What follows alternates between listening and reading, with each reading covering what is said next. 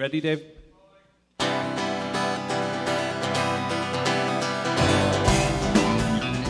And the next song is track 17, We're the Replacements.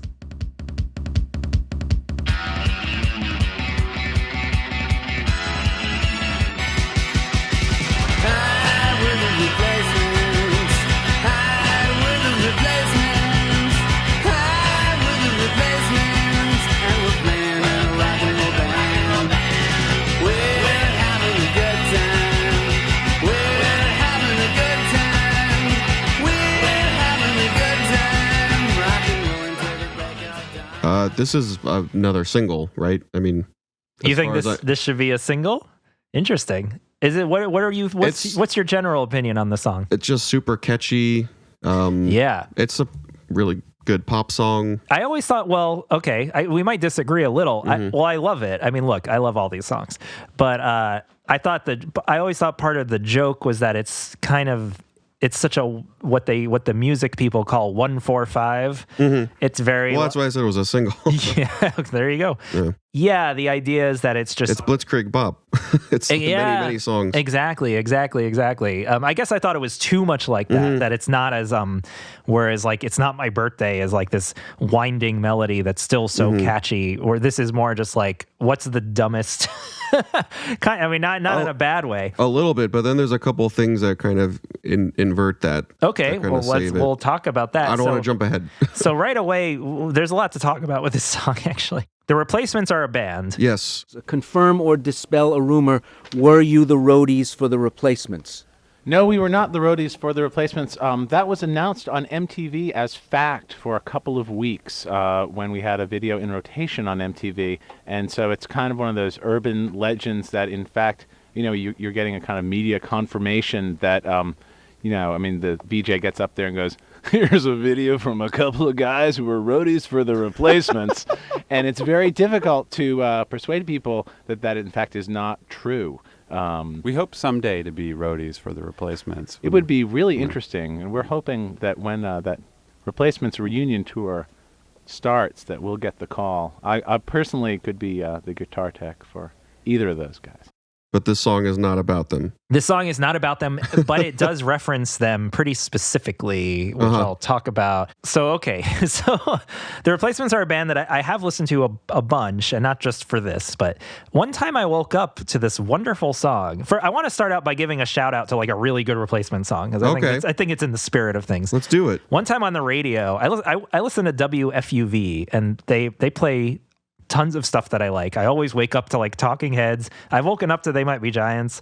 I've woken Birdhouse usually. Mm-hmm. I wake up to all these bands I like. And one time I woke up to this song that I instantly loved. Like it was a very rare moment. That doesn't happen a lot. But I woke up and I was like, what is this? This song is like exactly what I feel right now. And it was like, that was the Replacements. And it's a song called Swingin Party. Do you know it? No. I'll play you a little of it. Please. Just so you're not in the dark. I wake up to my iPhone. Being wrong's a crime, I'm serving forever. Being strong, you're kind, I need help here with this feather.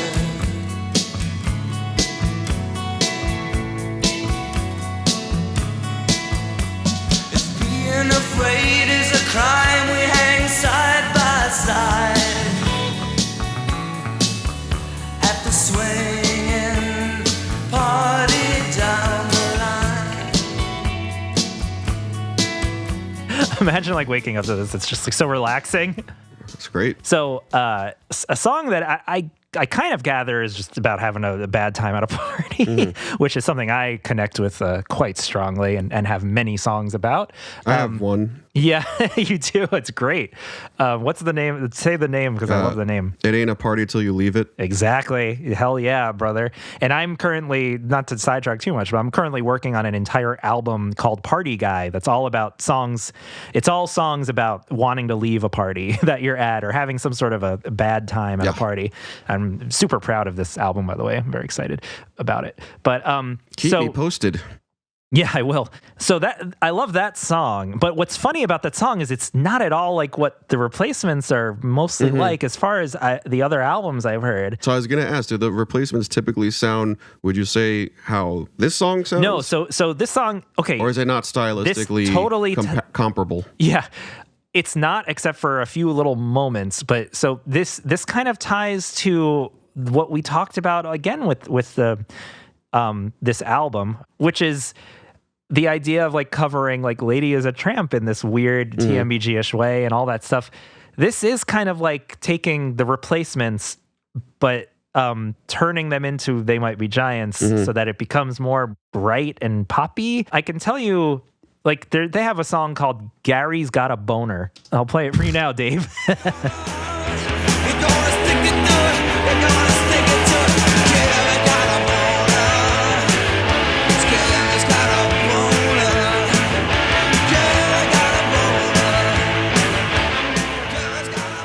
Sounds like a boner. So that sounds like a very, very light version of Motorhead. Okay. Can you see that? No, I don't know Motorhead very well. But right. The thing about the Replacements is they were very, very young. So they sound young. One of the members of the band was 12 when they started. What? Is that illegal? I actually was trying to find early live footage of them to see that, and I only saw one a few years after, so he's like 15. So he kind of looks tall, like he went through puberty. I don't think you're allowed to use a microphone if you're 12. So, a fine band of young men, the Replacements. No, we were not roadies for the Replacements, as reported on the information source MTV. So They Might Be Giants being roadies for the Replacements was just a dumb rumor. I don't even know if it rose to the level of rumor, just something someone said. So that I have a few clips of Flansburgh talking about that. And then I've also got, so the Replacements, the lead singer and guitarist is Paul Westerberg. And I did find this little mention of him in this one live show. We figured out this sing-along song, easy to sing because the melody is written on your spine. This song is called And I Hope That I Get Old Before I Die. Relax. Don't worry. People at home, if you just stare into your radio, you'll be able to see these big cards being held by Mr. Paul Westerberg. Let's have a big round of applause for Paul Westerberg, ladies and gentlemen. We can't believe you made it here. Thank you so folks much. At home, you'll just have to wish you were here. So I thought that was a cool find. I was listening to a lot of Replacement songs from around when We're the Replacements was, like the late 80s, mid 80s, 86, 87. A lot of their songs, I'll characterize them as like, it sounds like the singer is like just screaming his lung, like his throat is getting shredded. He does sound young. He sounds like a younger guy going like, ah! There is like a rawness to it that, again, it makes the They Might Be Giants version of them, or if that's what even is happening, even funnier. The one moment in the song, not to, I guess we'll skip ahead, but the one moment, when Linnell goes, I don't wanna. You sort of even heard at the beginning of Gary's Got a Boner, they do a lot of like off mic kind of yelling.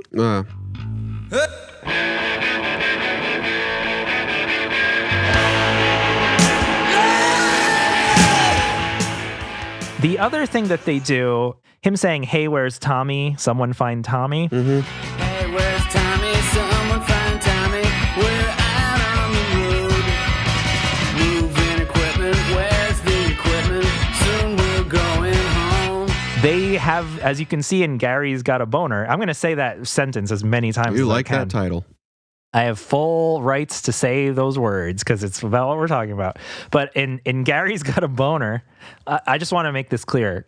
There's a song called Gary's Got a Boner, but you can see that they use the name Gary. They use their names in songs is my point, Dave. I know I'm distracting you with the boner talk, but they use... You're distracting me with your boner. They use the band members' names in songs all the time. So saying, hey, where's Tommy? Someone find Tommy. That's like a direct reference that they're doing, saying like, oh, you know how they do this? Because there's another song, I'll play you this one. They have a song called I Hate Music. Me too. The song's really funny, actually. So they have a song called I Hate Music where they mention Tommy in the lyrics. I hate music, it's got too many notes. In my high school, sometimes I went. Hate music, man, I never heaven sent.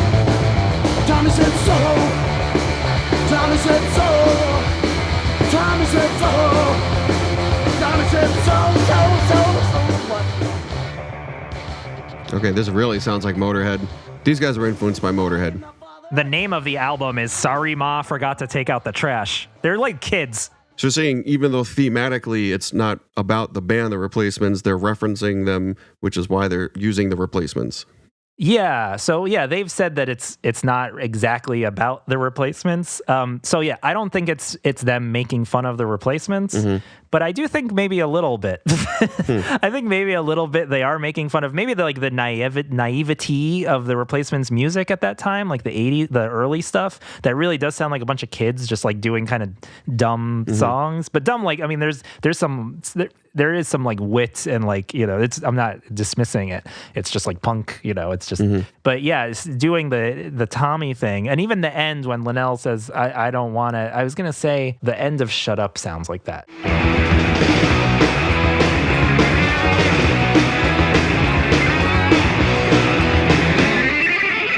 Shut up, you dumb fuck you, good luck! That kind of reminded me of I Don't Wanna in the They Might Be Giants version. Well, it'd be strange to have a song called We're the Replacements and not pretend like we don't know what they're replacing. Yeah, I agree with that. Which I guess they kind of did. Yeah. It's a sort of half in, half out thing. It is. Yeah, exactly. That's a good way of putting it. So there's a few things to talk about. One, I think Flansburgh wrote this. Don't you agree? It seems like a rock song. He likes to rock. Not so much because of that, but more because he's the only one who ever talks about it and what it's about. Okay. And whenever they're asked about the other person's song, they always say, I don't want to speak for John. Oh, okay. So Flansburgh has offered up kind of more than usual in terms of what the song, what they were going for with this song. And I find it like curious that he's the one saying it. Like I feel like he wouldn't speak for Linnell in that way. So it does feel like maybe just a song that Flansburgh wrote. So I guess we should talk a little bit about the genesis of the song. So there's this band that, it was only yesterday that they were a current temporary band.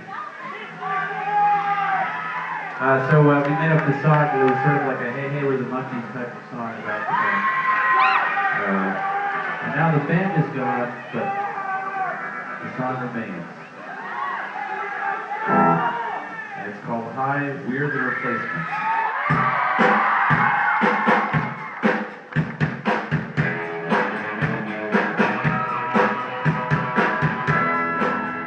Yeah, what is this song about?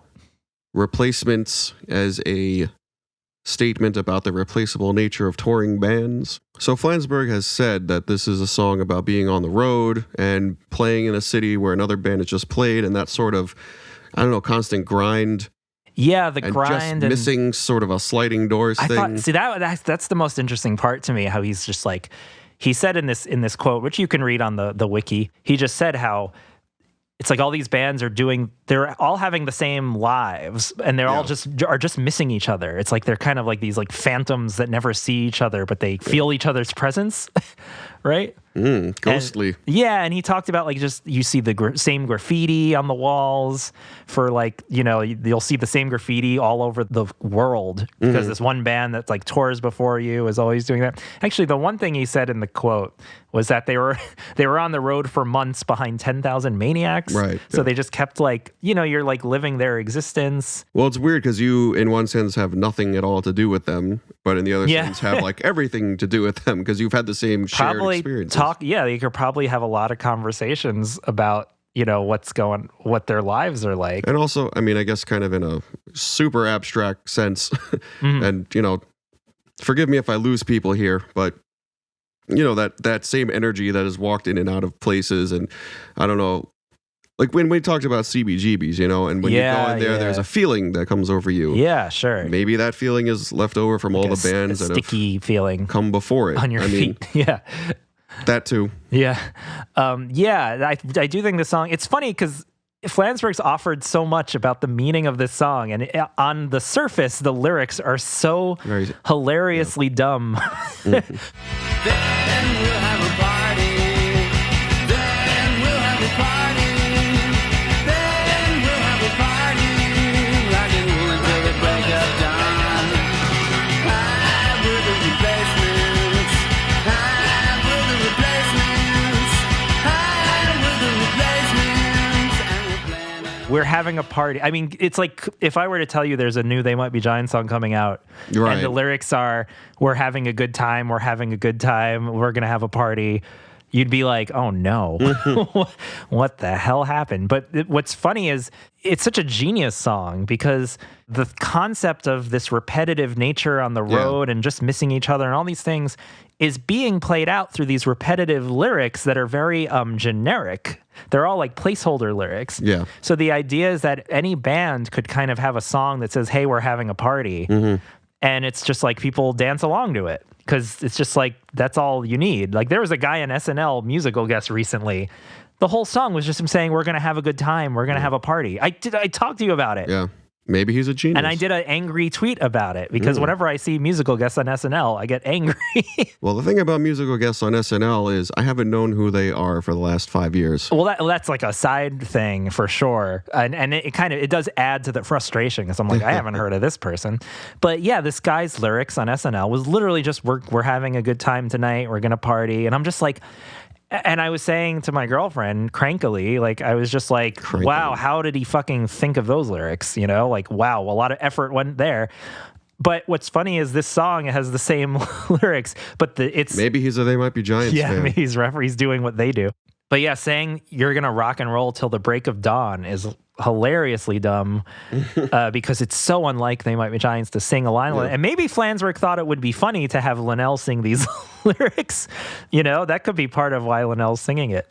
Well, the line when he's screaming out, I don't wanna, I think that's a very important line to have in a song that may seem like it's using a lot of lyrics that we've heard before.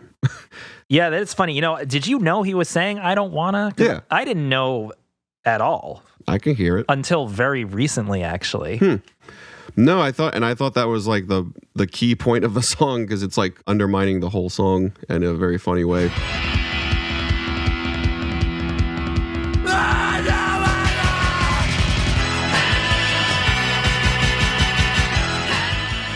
Like it's saying there's this like rock and roll party lifestyle, and then he's like, I don't want to do it. That's like, funny. Kind of scary. Well, it's not in the official lyrics. In the then I've got the early years booklet. It's not in those lyrics, so I never knew what he's saying. And then I think someone must have added it to the wiki. Right.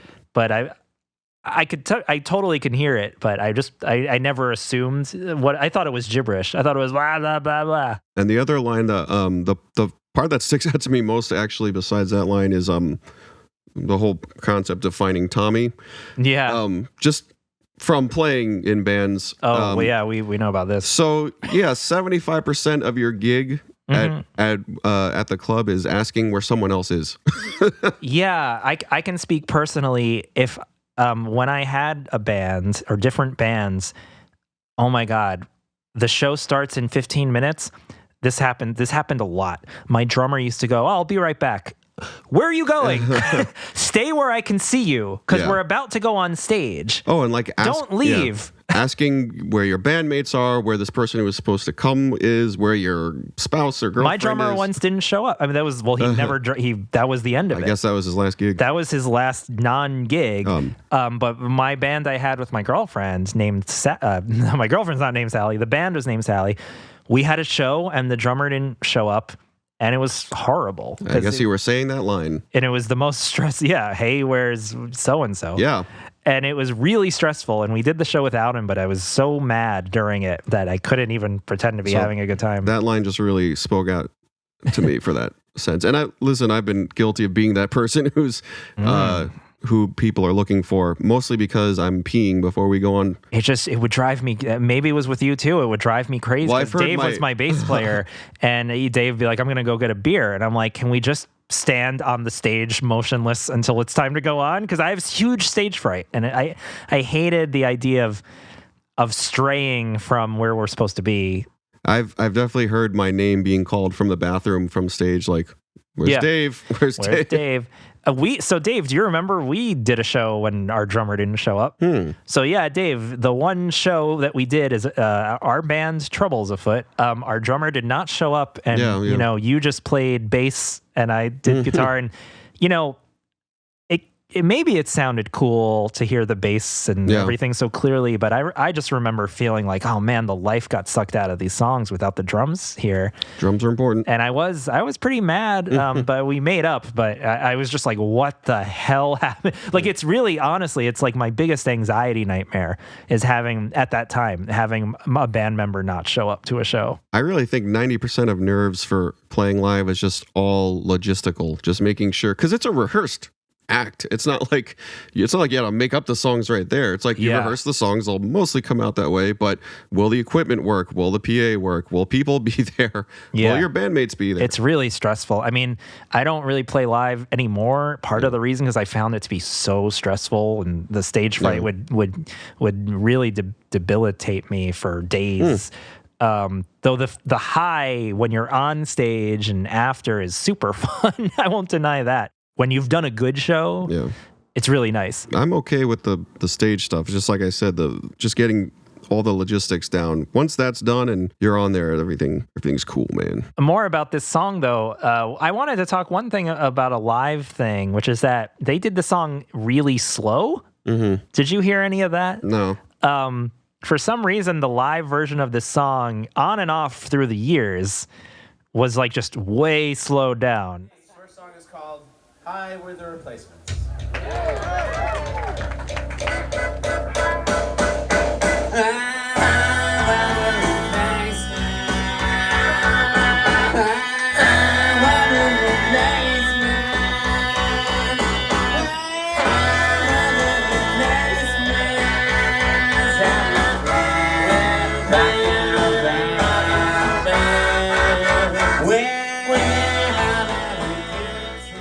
Why?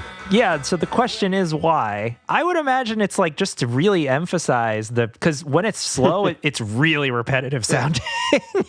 It just keeps going. Well, they're really testing the audience's patience there. Yeah, because it's not like it's a bad song, but it's not the song. But come on, it's not a good candidate for doing really slow. Yeah, so I thought that was funny. The only thing, Dave, I have to play for you is when I was a little baby, I made a little cover of this song. This is like, at the peak of my fandom. This is from 1999. So let's go back in time to little Jordan trying to make a little quick Replacements cover.